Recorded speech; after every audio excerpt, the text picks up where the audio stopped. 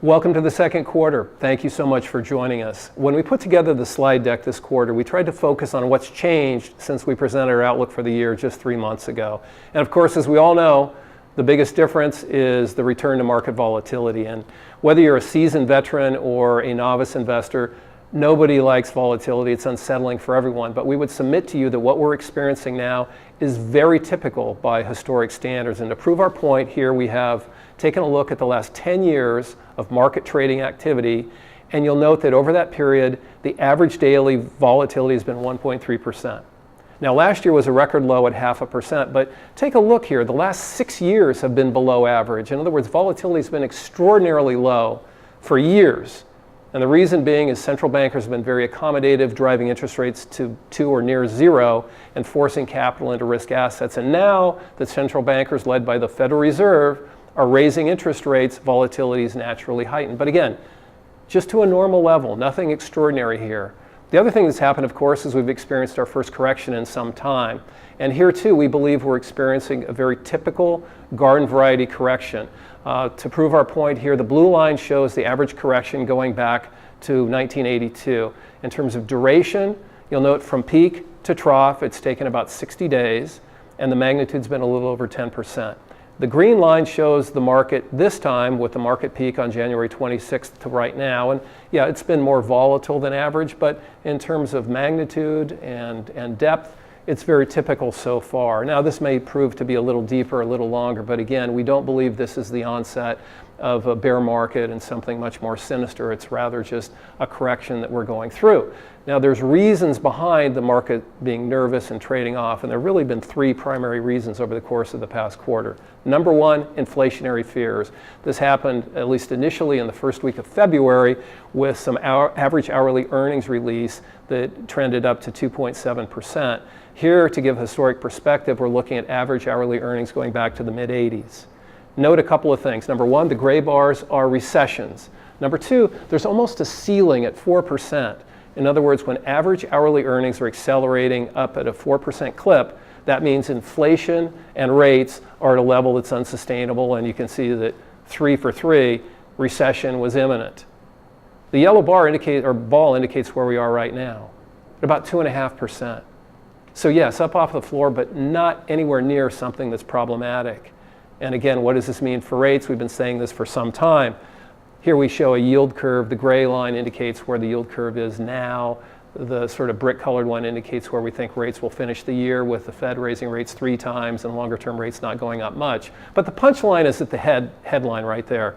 Rates are going up, but they're going up from extremely low levels to low levels. In other words, not enough to matter.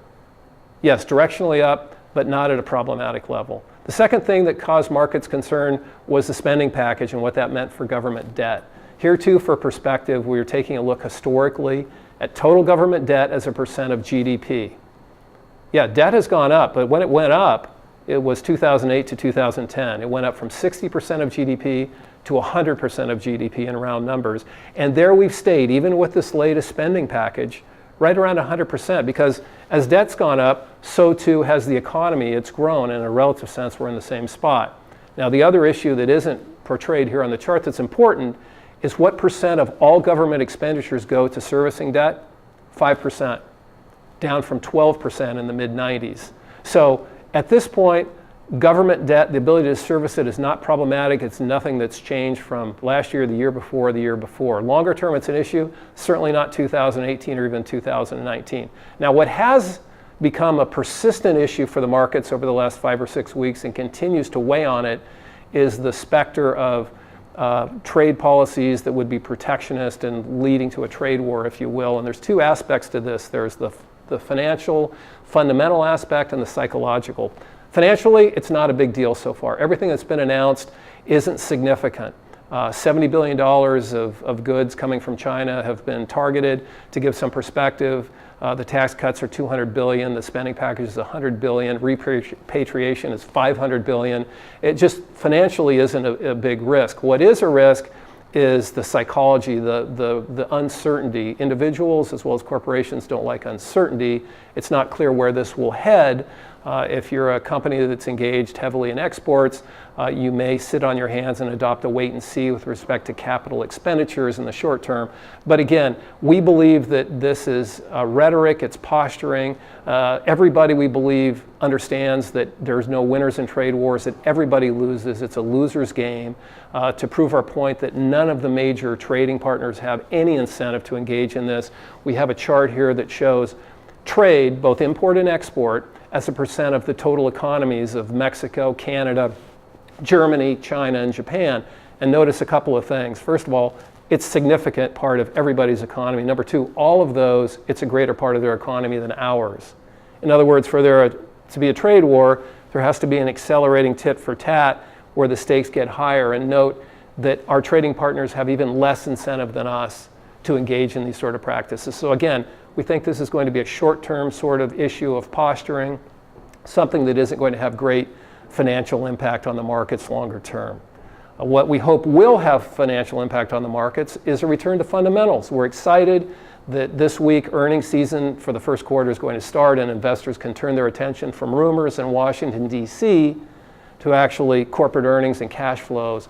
And as you recall, in January, one of the major pillars of our enthusiasm for equities was the belief that earnings were going to be strong. At the beginning of the year, the belief was that S&P earnings consensus expectations were for 10% earnings growth. 3 months later, earnings expectations have climbed to 18% year-over-year growth.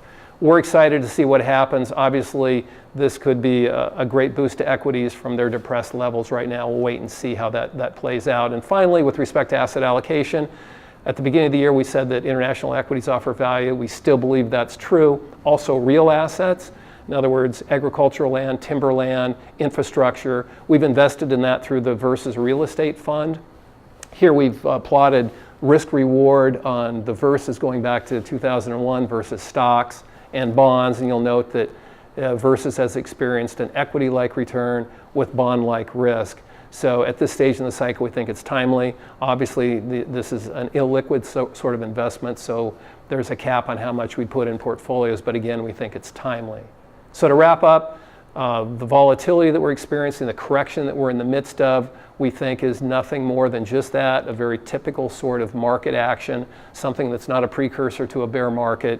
We believe that though inflation and interest rates are picking up, they're not accelerating to a problematic level. We believe that the trade rhetoric is just that. It's a lot more bark than bite at this point, and that those pressures will subside here in the months ahead, and investors will turn their attention to the underlying fundamentals that remain strong for equities as we progress throughout the spring. Thank you so much for your time and attention. We appreciate it. We hope you have a great spring, and we look forward to catching up with you in the summer.